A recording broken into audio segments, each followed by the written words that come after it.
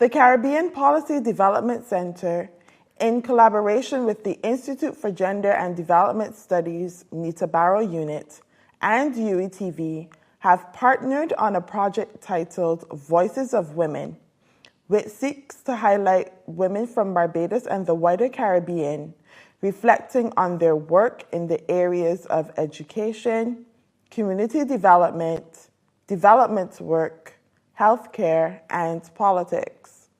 It is comprised of a series of interviews recorded by UETV featuring women with rich and diverse backgrounds. Today on Voices of Women, we highlight Shamelle Rice. Welcome to UETV, Voices of Women. I am Karen Phillip, and today we're here with Shamelle Rice from Jabez House. Hey. I'm glad to have you here today. Would you like to tell us a bit about yourself? Sure. Well, let me say firstly, thank you for having me. It's definitely an honor to be here and to be able to share about myself as well as Jabez House. To begin, there's just so much. Well, Shamelle, just very, very simply, I'm a fun-loving person. I love to just do things, just to be outdoors. I love plants. I've become a garden and plant lover quite recently. So in my spare time and trying to distress from work, that's something that I do. In terms of my day-to-day life, though, work-wise, I run an organization called Jabez House, and we basically reach out to female sex workers, facilitating their transition from sex work. It's been a fantastic experience the last 5 years. You know, it's been hard work, but it's been very, very rewarding. I think that for many people, we are not accustomed to seeing a certain, side of society, and oftentimes we would like to pretend that certain things don't exist. But, for me, it's just been good to be able to go into spaces that normally, some individuals couldn't access, and be able to reach out to this group of women who, for many of them, they've asked for opportunities and different things, and we just want to facilitate that at Jabez House. Okay, but how did you move from being a teacher into... Well, yes, I get that question all the time. It's interesting because I always grew up wanting to do something to help women. I grew up really very poor. Our house was a very, very small house. It was myself, my 3 brothers, and my mother was a young teenager. So she had my brother at 16, had me at 18, and she didn't have any, real support from our fathers or anything. So, she was really struggling along, and of course having us and then having 2 other children after myself and my brother was really difficult. So we were always the children in the neighborhood who never got to go anywhere, who never had food to eat, who, it was always just really, really difficult. And then from a childhood, I just vowed to myself, what, when I get older, 1, I want to have a better life for myself, but 2, I want to be able to help other people who may be in, less fortunate positions. So I didn't have a clue it would have been, sex workers. Like I didn't think about that, but I just knew I want to help women. I want to help women who I felt looked something like my mother. She was a young woman. Even although she was not engaged in sex work, I do remember as a child, oftentimes seeing men in our neighborhood come to her, and that you would hear them say things, and I didn't know everything, but I kind of understood that they were trying to maybe take advantage of her being a young woman who had all these children. Let me, I can help with the children and it was something that I just always was like, no, women deserve better, and that was always my thing. So I had done my degree at UE, and I just had this passion still, from the time I was a teenager, to do this thing, to have this place for women, women who just, really want just some sort of outlet. And I got into teaching, because I wasn't sure what to do after school. And after about 4 years teaching, I just felt like I need to just do this thing. Like I didn't have a plan, a real plan. I didn't have a real plan, nothing. I was just like, I'm going to quit my job. Like, it was really crazy. At the time I was already married, and I had spoken to my husband. I said, what do you think about this? And he said, well, from the time I've met you, you've always talked about this thing. If you feel you need to do it, then you need to do it. And I was like, okay. I mean, like, we live on our own, we got bills. Like, are you sure? Like, yeah, go ahead, do it, man. If you think you're just this passionate about it, follow your passion. And I quit my job, and I just started. And who helped you along the way? Everybody around me, because I had been talking about this thing since I was 14. So I sat them one day, went through my phone. I wrote a list of every single person I knew who I had contact for. I said, listen, I was telling you about this place called Barbados I want to do. Would you be willing to sponsor me for with $20 for like a year to do this, just to at least get a space? And it was really like just $20. People either did 20 or 50, and we found a really, really small office. And at the time, the rent was about $800 a month, and I'd say that was so much. I was like, how many people do I need to be able to pay this rent every month? Yeah, but it just kind of started from there, and people. When I said, we've met women are coming out. These women have asked for this program. They're accessing it. People then, came on board and said, "Oh, donate this and I'll help with this." And it just kind of, really just, I guess, grew from there. Okay. So you just touched a little bit on the programs. Can you tell us more about the programs that you all offer? Sure. So we have several programs. Our main program, though, is called Pathway to Productivity. And that's where we reach out to the different ladies who are in the various red light districts in Barbados, and we let them know this program we have, and they come into this program, and it's a free skills training program where they can learn things like hairdressing, nail technology, cakes and pastries, anything at all that relates to skills and entrepreneurship. So our focus largely is on entrepreneurship. I mean, they're already entrepreneurs, so it's just a matter of just kind of refining certain skills. And they come in, we show them how can you use this skill to start a business, that you can be self-sufficient, apart from sex work. Because the women that access our service, these are the women that are saying, I don't really want to stay here. I mean, there are some women, people would argue, there are women who enjoy doing it, who want to stay. Well, if that's your thing, that's your thing. And it's fine with us, but those who are saying, I want to move from here, then we pretty much make that service available. So that's our main program. And then we also have our outreach where we then, as I said, go into different areas where the women are. We focus on things like, HIV testing, making sure that the ladies are, using condoms and, protecting themselves while they're at work, maybe finding out the different issues they're experiencing while they're there, whether it's violence while they're on the job, pointing them to different services. But overall, it's focused on just making sure that while you were here, you're safe. And then those who also need other assistance, then we try to just kind of network and just help them in those areas, whether it's for, with food, clothing, maybe they're experiencing problems with their children and want assistance, then we also look into those other things.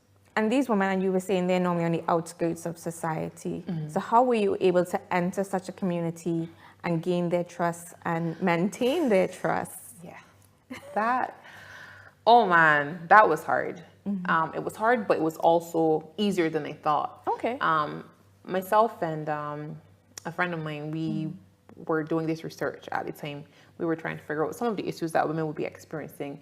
And we had watched this film about human trafficking, and we were like, do these things happen? And all this stuff. So we were just doing research. It was just want to find out stuff. And we met with a lady from an organization at the time called the Caribbean HIV and AIDS Alliance. I mean, since we started, they closed then because of funding and different things, but they were really, really instrumental in helping us to just kind of get things going. So they already had access to the different communities. So they had worked with female sex workers, and had sex with men, just different groups. And because they already had somebody in, and we were able to connect with them, then when we went into different areas, the women, they were like, okay, well, if you've brought these two women, they're probably fine. So it was kind of easier at first. But then as we started to talk to the women and just kind of engage them about where they're at and, like what services they would like, how did they find things are, while they're at work, a lot of them were saying, I would love to be able to go out to school. And I got these dreams of having a business. And so the women within the community started to tell us about the things they would like. And then the Barbados program then was basically crafted out of what they were asking for. So wanting to be able to go out to school, wanting to be able to access services as relates to maybe healthcare, but not feeling comfortable going into like a typical clinical setting or those things. And we try to then just kind of meet the need based on what they were doing. And y'all have been around for 5 years, doing what no other NGO. It's been a whole 5 years. No other NGO has your specific target group, and you managed to stay. And you just spoke about another NGO that had funding issues. How do you cope with it? And we all know that the funding environment in the Caribbean is shrinking. Yeah, I would say, right, it really is just the grace of God, Okay. you know, and not trying to be spiritual or anything, Yeah. but I do believe that this is something that I think is blessed. I mean, it's difficult at times because we don't get funding for like staff or, you know, so it's not like I get paid, but it's just like I'm so passionate about it that regardless, I'm going to continue to do it. But we've been able to access funding enough to keep the programs going. Okay. And we've had times where we had cycles ending for funding and we were like, okay, what we're going to do? And like, you know, persons would just come on board. Listen, you know, I just want to donate. And people would just, I mean, random everyday people would donate. And that would just kind of just keep things going. Because our thing is you really want to be able to keep the program free. Yes. Because if we start to then charge women, then them accessing the services will probably be difficult. hampered, yeah. So just being able to just keep it free and stuff is our goal. But I do know that funding can definitely be a challenge. And I mean, it has been a challenge for us. But I think if you focus on, geez, there's not enough funding, then you would probably never do the work. But if you see that there's a need, if you see that, you know, when you're dealing with real lives, I guess for us, because we're on the ground and it's so real, you know, it's not like myself and the others were sitting just in an office all day and, you know, just reading about this. When you go into a space and you see a woman, or you see a woman who's telling you about something that just happened to her, maybe she was working and she was raped and assaulted and sodomized and all these things, and she's like, I need to get out of this life. Like, how can I do this? You can't just be like, you know what, I ain't got the money. You will find the money though. Like you're gonna, if I have to go around and beg every person I see for the money to help, I will do it. And if I have to do that before this, go to people and say, hey, listen, would you be willing to, you know, if you just tell people on stuff, then they see that it's worthwhile. I mean, there are those though who definitely don't want to have anything to do with our project. Like, oh, when out there, so helping these kids. These women are mothers, they're sisters, they're somebody's, you know, you can't just, because you don't agree with somebody's choice in terms of what they're currently doing to maintain themselves or feed their children, you can't just cut them off and want to have nothing to do with them. And, you know, like that's a pretty hard position to have, regardless of if you agree with sex work or not.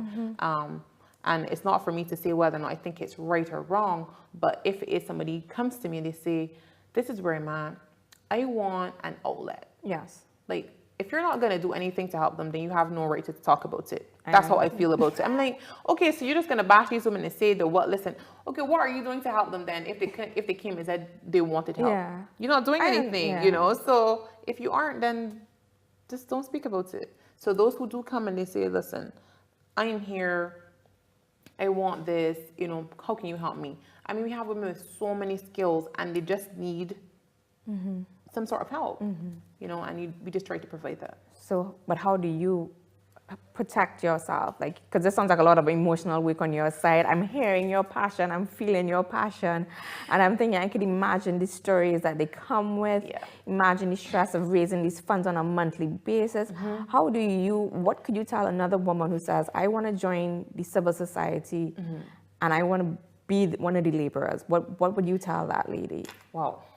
I would first caution them and say, listen, unless you're willing to go in this wholeheartedly, bearing in mind you may have to count the costs, you may have to say, well, you know, since I quit my job 5 years ago, I have not received a salary. You know, so it's not like you getting paid. This is pure passion. I mean, I would love to get paid, right? You know, who doesn't want to? But unless you're really serious about it, I would definitely caution somebody not to just go wholeheartedly into it. Maybe you could partner with another group or what have you. But if it is something that you are definitely passionate about, having a balance and having support around you is also pretty important. I have a really good support network in my family, and just friends that know, you know, who know about it. So in terms of self-care, for me, and it was hard when I first started, like, my family will tell you, especially my husband, so many times I just be at home crying, just crying, just depressed. And then I realized if I do not take care of myself, I'm not able to help anybody. So then I had to start to draw some, you know, just put some boundaries in place, rather than, because at the time, because again, if you don't have a lot of funding, you can't have a huge staff. So it's not like we have a whole lot of people. We have just a few key people who are working, you know, at Jabez's house, making this happen. So I said, no, I'm going to have to start to just, rather than, if I see in the middle of the night you're calling me, I can't answer my phone. Because in the middle of the night, if I keep on doing these things, then I'm always going to be stressed out. And, always working. Always working, you know, so I stopped doing that. I started to actually see someone as well, like a therapist. Okay, So then I that's also good. had a way of being able to, you know, kind of manage some of that. I took up swimming. Okay. I was like, I haven't gone for a bit though, but at the time I was like, I'm gonna start swimming. I'm gonna start exercising. So I started then to make time for things just to relax. have outlets, as opposed to just always working, just always just being, you know, thinking about this. I mean, right now, oftentimes my brain still does not just lock off. I'm like, I understand. it's at 1 that. o'clock, 2 o'clock, and I'm like, that's a good idea. Ooh, yes, this will help. This will take it. I mean, I'm always thinking of these women, but then I also know, Shamelle, like, you got to take care of you know, the others, and I try not to delegate a lot of things too. So if I don't have to do it, and there's someone else on the team who can do it, then I give it to them. Okay. Before, I think I was very like, no, I got it. I don't need to do everything. Yeah. You know, like somebody else is just, you know, they're capable as well. They're capable. You're capable of giving your all to these clients just as much as I am.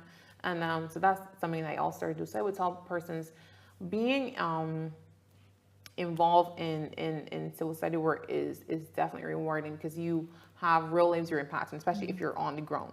I know policy and all that is good too, so not beating, not, you know what I mean? Like, we need those persons in the office. Yes. You know, bless you, Karen.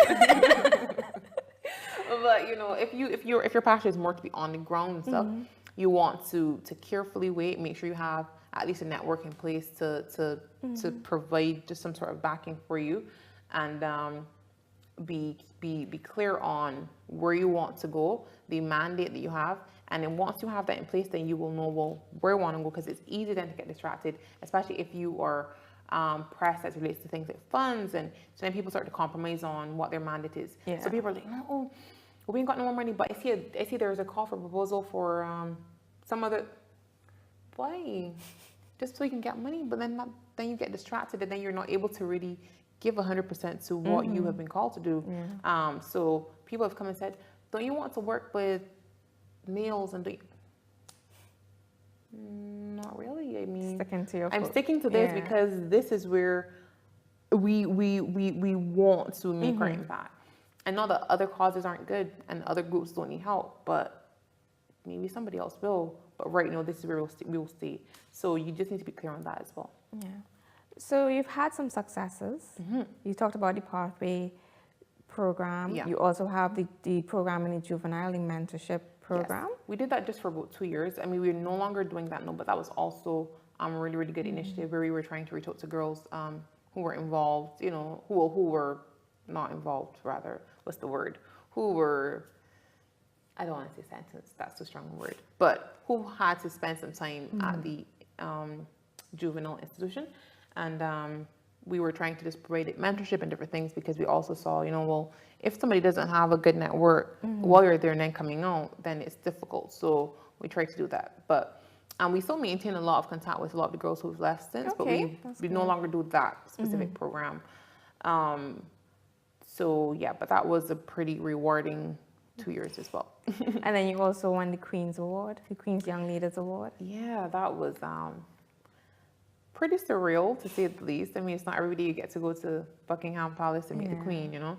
And that's something I was also really I felt really, really humbled about. So with the award, I was selected as one of 60 persons at the time to receive an award, you know, from Her Majesty for the work that I've been doing with Jabez House. And of course, there were thousands of people that applied, and I had been nominated, and my information went in.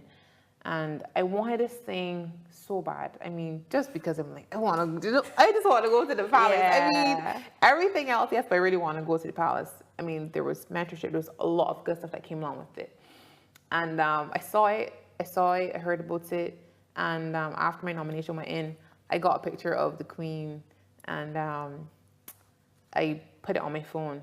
And I had it on my phone for months, every single day, just so I saw the picture. I went online, I watched all the videos of people who had received the award the year before. I closed my eyes. I mean, I visualized this thing. I was like, I felt the emotion of getting this award, of being in the palace, of meeting the Queen. I was like, I'm gonna get this, I'm gonna get this. And well, I got it, and I was like, yes! So it was a fantastic experience, man. It was definitely a story I'll have to tell my children. Definitely. Yeah. All right, so I want to go back and ask you, what women in your life were influential to you? You spoke about your mother. Wow. Oh man, that is a hard question, but I would say, right, I mean, I've met a lot of really, really great women, like women, who are professional, women who are, have a lot of education and all that. But if I'm to be honest, two of the women I would say who definitely impacted my life the most would be my mother and my grandmother. Okay. I mean, my grandmother, when she shares her life story, it's crazy, right? Survivor. Yeah, like the strength that I saw in my mother and my grandmother is amazing. Like these two women who both, yes, they were young mothers. They've been through abuse and I mean, whatever you can think of, they've been through it, homeless, what have you. And even when we were poor and just struggling, my mother, our house was, Karen, I mean, super tiny. My mother would still be taking in people. I'm like, Mom, we're already sleeping on the floor. Like, what's happening here? And, I remember there was this mother that she had children. She had two children at the time, and she didn't have a place to live. And I was like, you can come and live with us. And I was like, for me to be even more uncomfortable, I used to be upset, And over the years, there's always somebody that Mommy's helping. She's taking in, sometimes we wouldn't have food and we just have just a bit of bread or something. And she would say, oh, I want to give this to, why you won't give away the little bread we got, But I think that just seeing how, even in spite of maybe not having a lot, she was always still willing to help another person. I think that really cemented passion in my heart to help others as well. Yeah. Same thing with my grandmother. My grandmother, even to this day, my grandmother is always, you give her something, oh, I could give this to so-and-so. You don't have to give away everything, You can keep something for yourself, but she's always wanting to give, always wanting to help.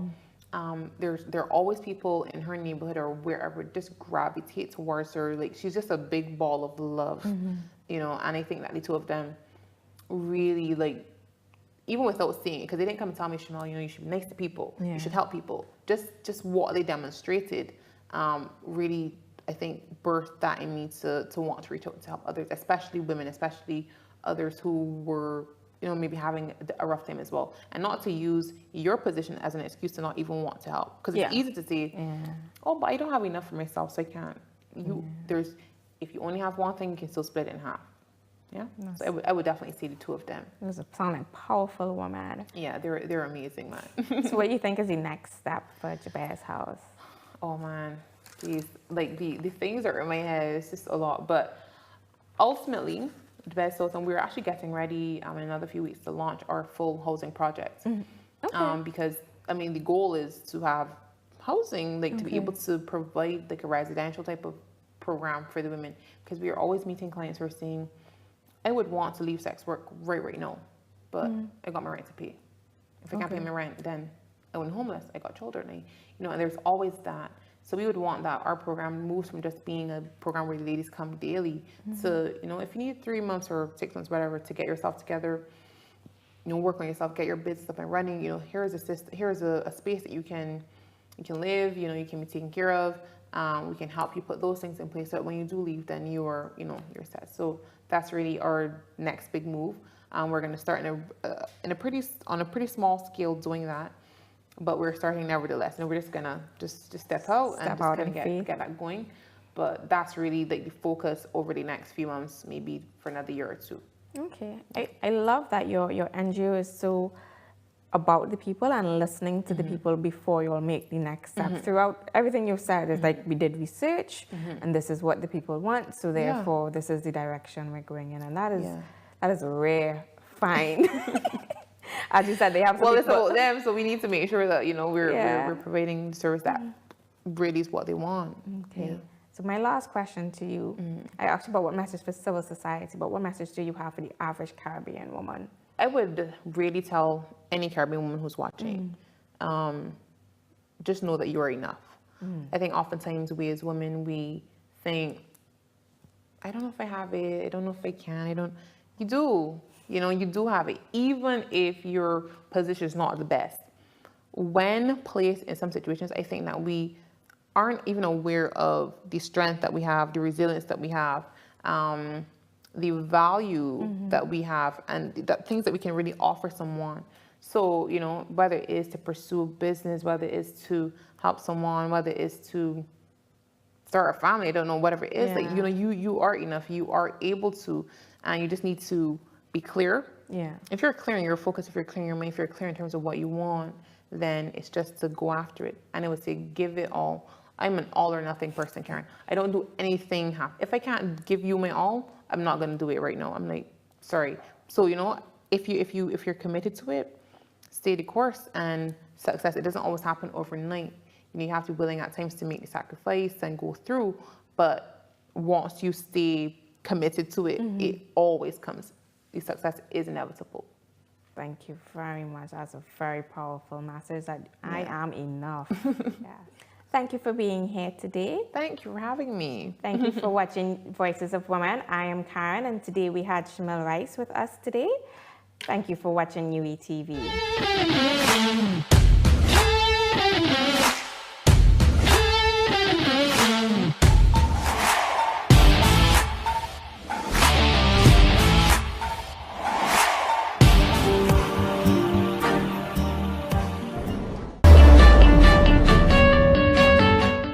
Thank you for watching. We hope you enjoyed this program. Remember, you can watch this and all our programs on our website, www.uitv.org,